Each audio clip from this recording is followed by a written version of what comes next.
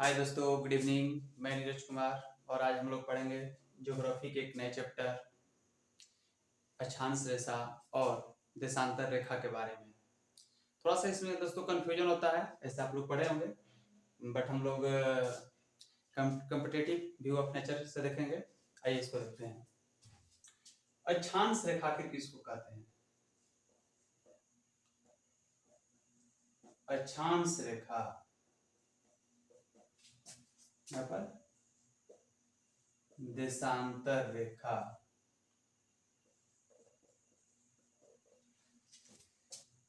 दोस्तों,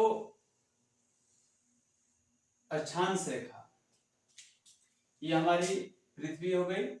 ऊपर आप लोग जानते हैं नॉर्थ होता है, नीचे साउथ होता है, पूर्व में ईस्ट होता है और पश्चिम में वेस्ट होता है, और बीच में भूमध्य रेखा होता है। भूमध्य, भू मतलब धरती या पृथ्वी, जो समझिए इसको, जो आधा आधा बांट दे उसको भूमध्य रेखा। इसका क्या नाम है? भूमध्य रेखा। दोस्तों, भूमध्य रेखा के ऊपर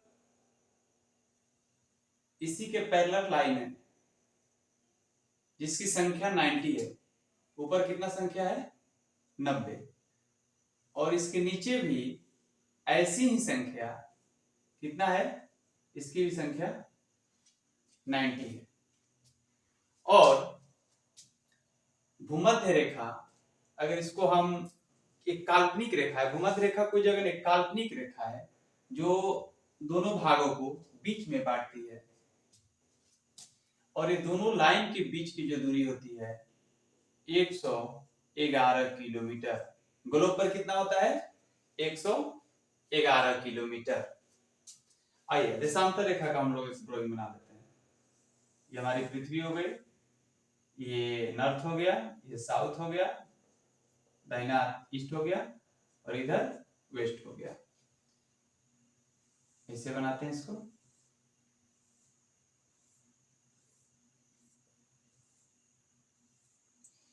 ये जो पॉइंट हो गया ये ध्रुव हो गया, इधर भी ध्रुव हो गया।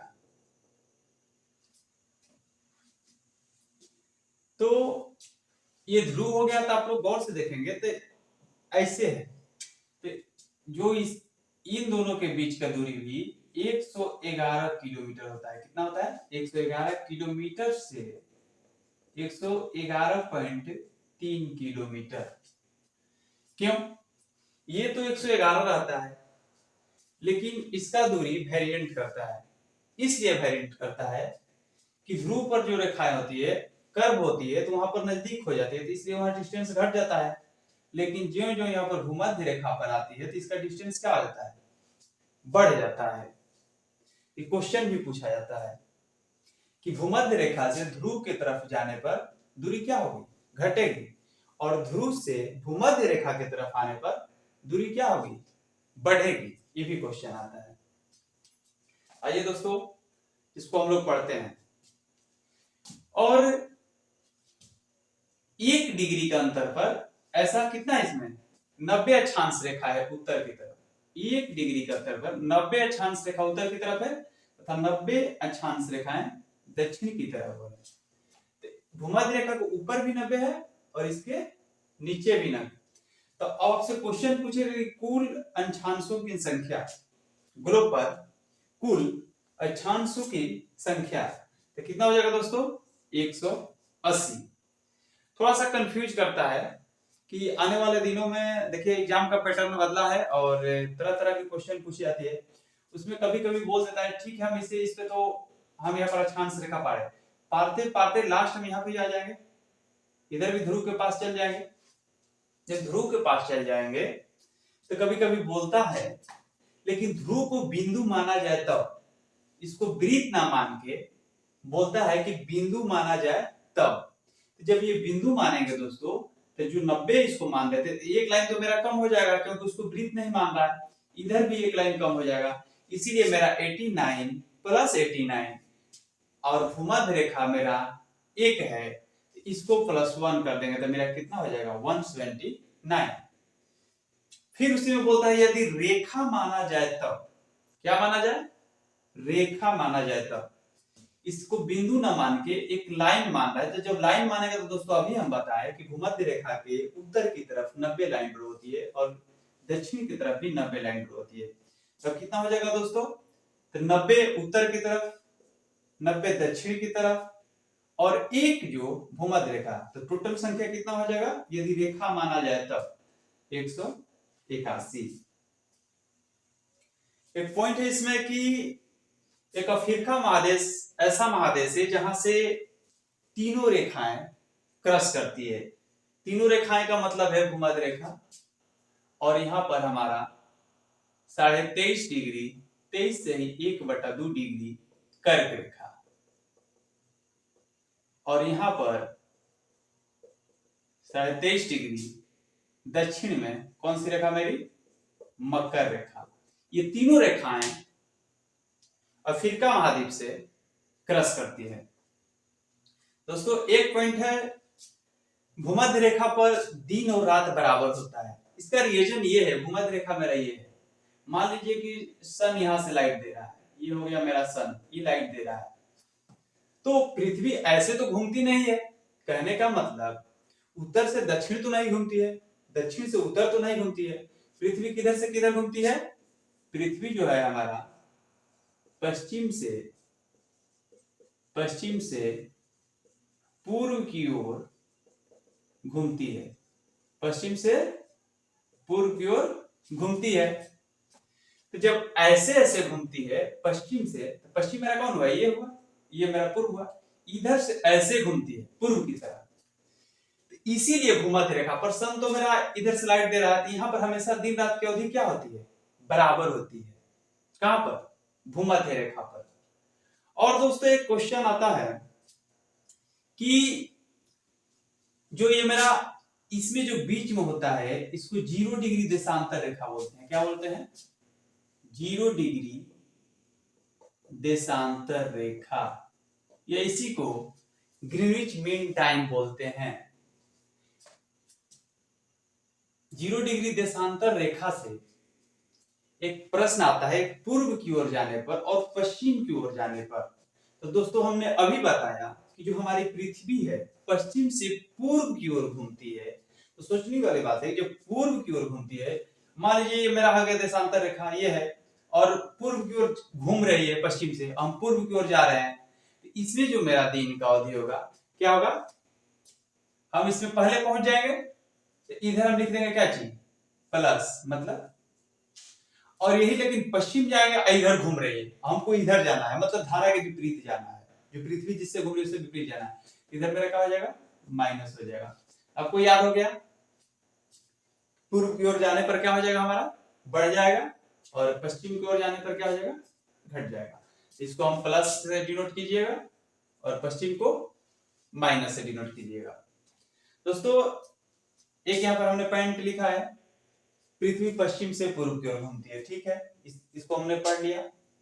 और दूसरा पॉइंट है कि कुल देशांतर रेखाओं की संख्या 360 है। हम लोग अक्षांश के बारे में पढ़े थे कि अक्षांश रेखा ऊपर कितनी थी? 90 उत्तर की तरफ भूमध्य रेखा से, और भूमध्य रेखा से दक्षिण की तरफ कितनी थी? 90। तो कुल अक्षांशों की संख्या हमारा 180 हुआ था। लेकिन इसमें पढ़े थे कि जब इसको बिंदु माना जाए, इधर 90 न होकर 89 मतलब 89 हो जाएगा, तो 89 प्लस 89 या प्लस 1 भूमध्य रेखा 179 हो जा रहा था। फिर इसमें पढ़े थे यदि इसको हम लोग वृत्त मानते हैं, मतलब रेखा मानते हैं, तब बिंदु नहीं मानते हैं, तब बिंदु नहीं मानते हैं, तो 90 प्लस 90 प्लस 1 181 हो जा रहा था। वैसे ही दोस्तों जो देशांतर रेखा है, ये मेरा भूमध्य रेखा है, भूमध्य रेखा के बाद ये जो हम लोग लाइन ड्रॉ किए हैं, कौन? नॉर्थ से साउथ की तरफ, मतलब उत्तर से दक्षिण की तरफ, इसकी संख्या इधर 180 है। कितना है? 180, और इधर भी कितना है? 180। अब बताओ दोस्तों, तो कुल देशांतर रेखाएं कितनी हो जाएगी ग्राफ पर? 360। कुल अक्षांश कितना? 180। अगर बिंदु मानते हैं तो कितना? तो 79, 89 प्लस 89 प्लस 1, और सभी को अगर यहाँ पर बोल दिया था, अगर रेखा माना जाता हो तो 90 प्लस 90 प्लस 1 मतलब 181, 181 हो जाएगा। तो दोस्तों कुल अक्षांश 180 हो गया, कुल देशांतर कितना? 360 हो गया। एक इसमें पॉइंट आता है कि 0 डिग्री अक्षांश तथा 0 डिग्री देशांतर गिनी की खाड़ी में मिलती है। मतलब ये 0 डिग्री मेरा अक्षांश ये हो गया, ये बिंदु जो है आखिर कहाँ है, ये क्वेश्चन पूछ रहा है। और ये बिंदु मतलब देशांतर जो दोनों मिलता है, इस जगह का नाम क्या है, इस जगह का क्या नाम है, कहाँ मिलती है, गिनी में। अक्षांश 0 डिग्री अक्षांश तथा 0 डिग्री देशांतर कहाँ मिलती है, गिनी की खाड़ी में। चलो दोस्तों देखो एक और क्वेश्चन दिमाग में आने लगा। ये तो मेरा 0 डिग्री अक्षांश हो गया। अगर इसके 23.5 डिग्री ऊपर जाते हैं, मतलब 23 से ही 1/2 डिग्री अगर ऊपर जाते हैं नॉर्थ की तरफ, इसको हम लोग क्या बोलते हैं, कर्क रेखा। इसको हम लोग क्या बोलते हैं, कर्क रेखा। ये भी तो कहीं मिलती होगी, देशांतर रेखा और कर्क रेखा जहां मिलती है हम इसको क्या बोलते हैं। और यहां पर भी एक मिलेगी लाइन, ये क्या हो गया 23.5 डिग्री, 23 से ही 1/2 डिग्री इधर किधर की तरफ, इस साउथ के तरफ। तो ये जो पॉइंट मिलता है अटलांटिक महासागर में, ये जो कहा है अटलांटिक महासागर में। और ये जो पॉइंट है कहां मिलता है, अल्जीरिया में। मतलब कर्क रेखा और 0 डिग्री देशांतर रेखा जहां पर मिलती है, इसका नाम क्या है, अल्जीरिया के नजदीक, अल्जीरिया के नजदीक मिलती है। दोस्तों हमने इसको देखा, अभी हमने आपको बताया कि ये 0 डिग्री जो देशांतर रेखा है, इसी से हम लोग टाइम निकालते हैं। आइए इससे भी एक महत्वपूर्ण क्वेश्चन पूछा जाता है, पहले इसको देख लेते हैं। 180 डिग्री देशांतर को तिथि रेखा निर्धारण बोलते हैं। हाँ ये भी इंपॉर्टेंट क्वेश्चन है दोस्तों, कि जो मेरा 0 डिग्री देशांतर है, गौर करना है पर दोनों बिंदु पर, 0 डिग्री देशांतर को समय निर्धारण रेखा कहते हैं। ग्लोब पीस को क्या बोलते हैं, समय निर्धारण रेखा। लेकिन 180 डिग्री जो देशांतर रेखा है उसको तिथि निर्धारण कहते हैं। दोनों में गौर करना है कि जो 0 डिग्री देशांतर होगा, जो यहां पर 0 डिग्री देशांतर रेखा है, 0 डिग्री देशांतर रेखा है, और इसके बाद एक 0 डिग्री का मतलब समय निर्धारण करेगा, और जो 180 डिग्री है वो क्या करेगा, तिथि का निर्धारण करता है। आइए इससे कुछ प्रश्न देखते हैं, इसको मिटाते हैं, कोई दिक्कत नहीं होगा, आप लोग स्क्रीनशॉट लेके लिख सकते हैं, लिखना होगा तो। हमने अभी बोला कि 360 देशांतर रेखाएं होती है ग्लोब पर, तो 360 होती है, और एक चक्कर लगाने में हमारी पृथ्वी कितना लेती है, 24 घंटा। कितना लेती है, 24 घंटा। लो जवाब दे दिया।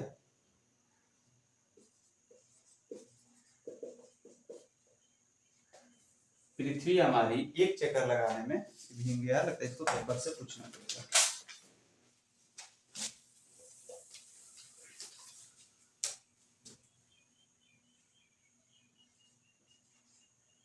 चौबीस घंटे में कितना, 360 डिग्री घूमती है। अब बताइए दोस्तों, 24 घंटा में 360 डिग्री, एक घंटे में पृथ्वी हमारा कितना घूमेगी, 360 बटा 24। 24 से 360 कितना बार में कट जाएगा, 6 चौका 24, 6 6 का 36, 15 चौका 60। मतलब एक घंटा घूमने में 15 डिग्री, एक घंटा समय में कितना, 15 डिग्री। तो एक घंटे में 60 मिनट होता है दोस्तों, इसको मिनट में हम लोग चेंज कर देते हैं। 15 डिग्री, 15 चौका 60, मतलब 4 मिनट में कितना, 1 डिग्री होता है। 4 मिनट में कितना होता है, 1 डिग्री। इसको भी नोट कर लीजिएगा, क्योंकि एग्जाम में हमेशा पूछे जाने वाला प्रश्न है।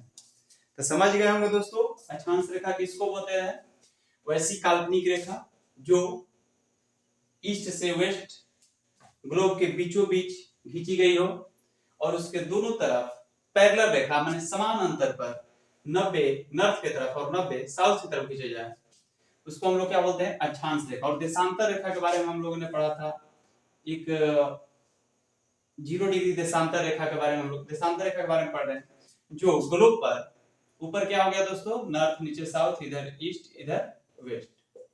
जो उत्तर से दक्षिण की तरफ खींचे जाए उसको हम लोग क्या बोलते हैं, देशांतर रेखा। हमने दोस्तों पढ़ा कि अक्षांश रेखाओं की संख्या कितनी है, 180। जब बिंदु माना जाए तब उस समय कितना हो जा रहा था, 179। लेकिन जब दोनों यहाँ पर पॉइंट जो है इसको क्या बोल रहा था, जब रेखा माना जाए तो 181 हो जा रहा था। एक बार इसको फिर से देख लेते हैं। अफ्रीका एक महादेश ऐसा है जहां से कर्क रेखा, मकर रेखा और भूमध्य रेखा तीनों गुजरती है। इसी से एक हमने यहाँ प्रश्न बनाया कि जहाँ भूमध्य रेखा बीचों बीच ग्लोब पे मिलती है तो कहाँ है, वो गिंडी की खाड़ी में है। और एक था कि कर्क रेखा और देशांतर रेखा 0 डिग्री देशांतर जहां पर मिलती है वो कहाँ है, अल्जीरिया में है। और एक प्रश्न था दोस्तों कि जहां पर नीचे मतलब 23.5 डिग्री दक्षिण और 0 डिग्री देशांतर रेखा जहां पर मिलता है उसका नाम कहाँ था, अटलांटिक महासागर था। और पृथ्वी पश्चिम से पूर्व की ओर घूमती है। आप लोग जानते हैं कुल देशांतर रेखा कितना बोले थे, इसके इधर 180 और इसके इधर 180, तो कितना हो गया 360। 0 डिग्री अक्षांश तथा 0 डिग्री देशांतर कहाँ, गिनी की खाड़ी में मिलती है। और इंपॉर्टेंट प्रश्न ये था कि 0 डिग्री देशांतर रेखा को समय निर्धारण रेखा कहते हैं और 180 डिग्री देशांतर रेखा को क्या बोलते हैं, तिथि निर्धारण रेखा कहते हैं। और दो प्रश्न है दोस्तों, इसको भी देख लेते हैं। अफ्रीका की कांगो नदी भूमध्य रेखा को 2 बार काटती है। हमने अभी बताया था कि अफ्रीका एक ऐसा महाद्वीप है जहां से तीनों रेखाएं गुजरती है, मतलब भूमध्य रेखा और कर्क रेखा और मकर रेखा।